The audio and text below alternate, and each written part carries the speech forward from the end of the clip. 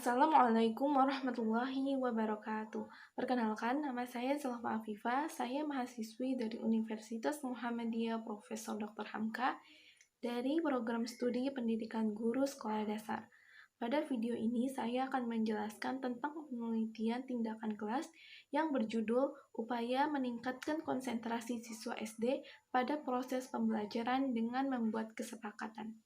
Latar belakangnya itu, permasalahan yang ditemukan peneliti terkait konsentrasi belajar siswa disebabkan karena siswa merasa bosan pada saat proses pembelajaran sehingga siswa mengobrol atau bahkan mengganggu temannya untuk mengusir rasa bosan tersebut.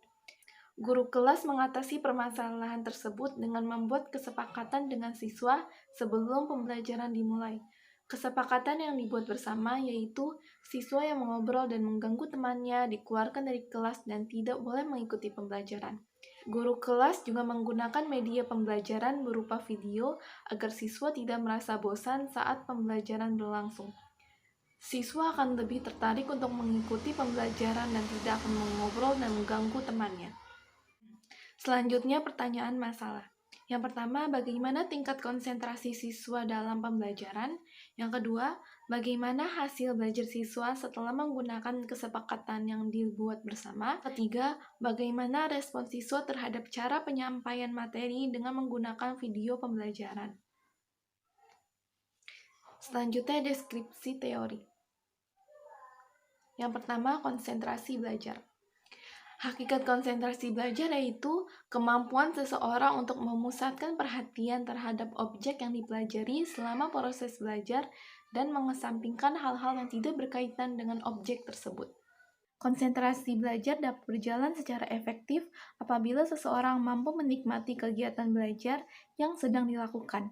Seseorang yang memiliki daya konsentrasi belajar dengan baik akan lebih mudah memahami apa yang sedang dipelajari.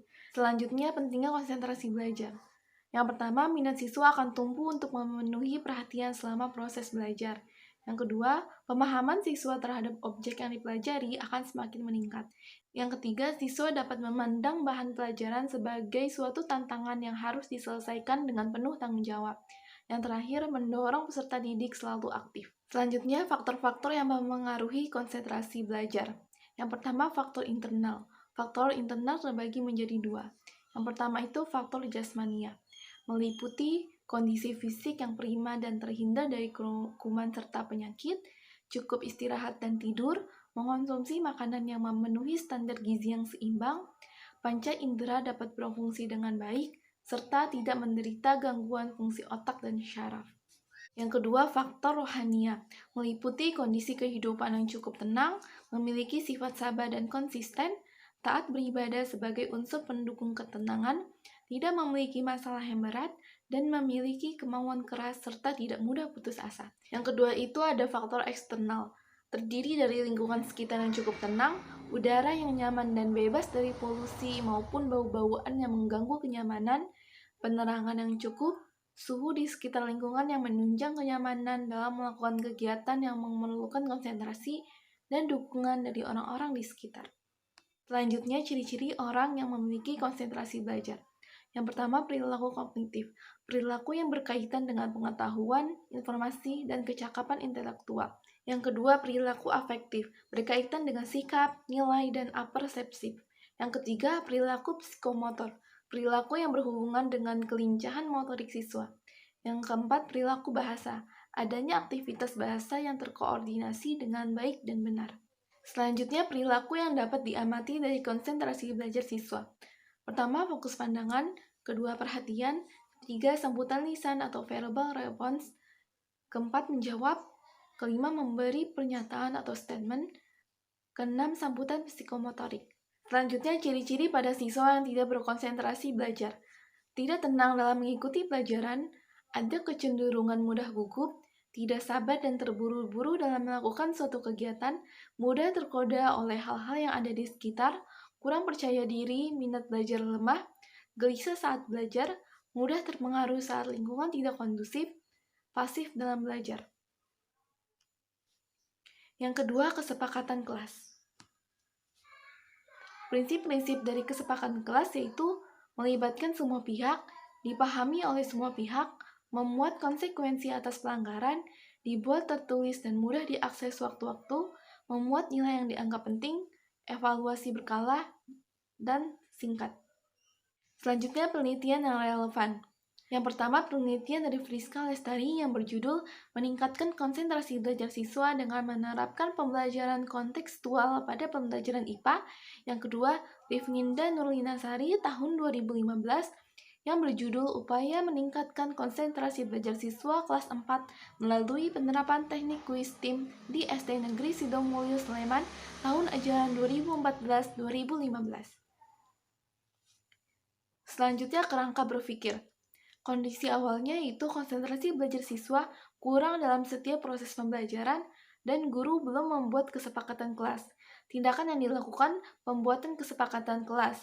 Prosedur kesepakatan kelas yaitu setiap siswa berperan aktif dalam pembuatan kesepakatan kelas.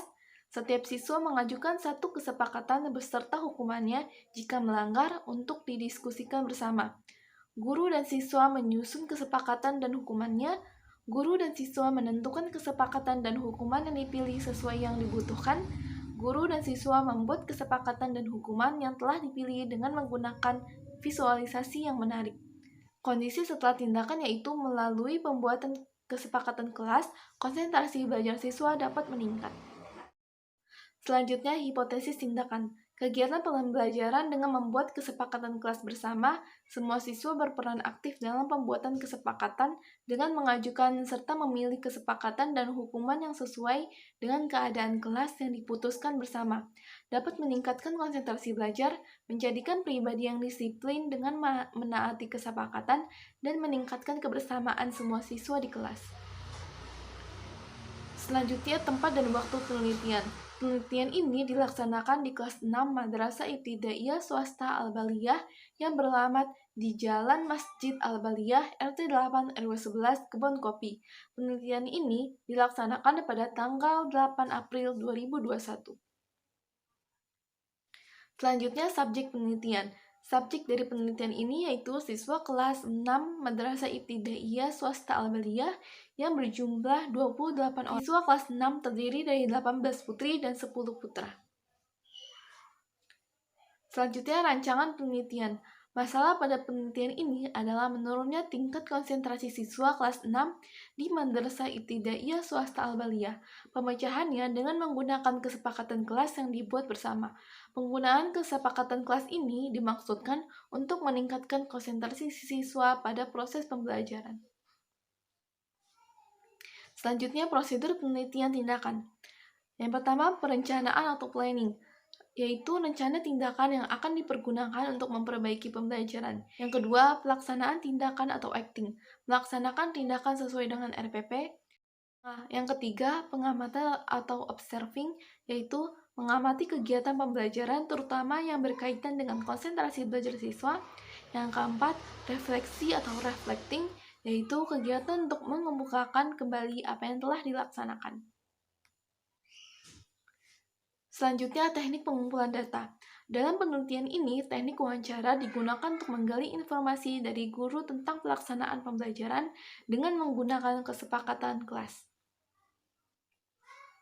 Selanjutnya, instrumen penelitian.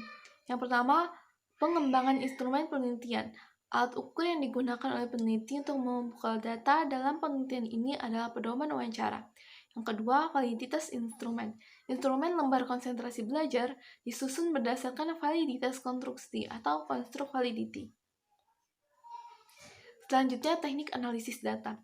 Hasil wawancara dideskripsikan untuk mendukung hasil observasi.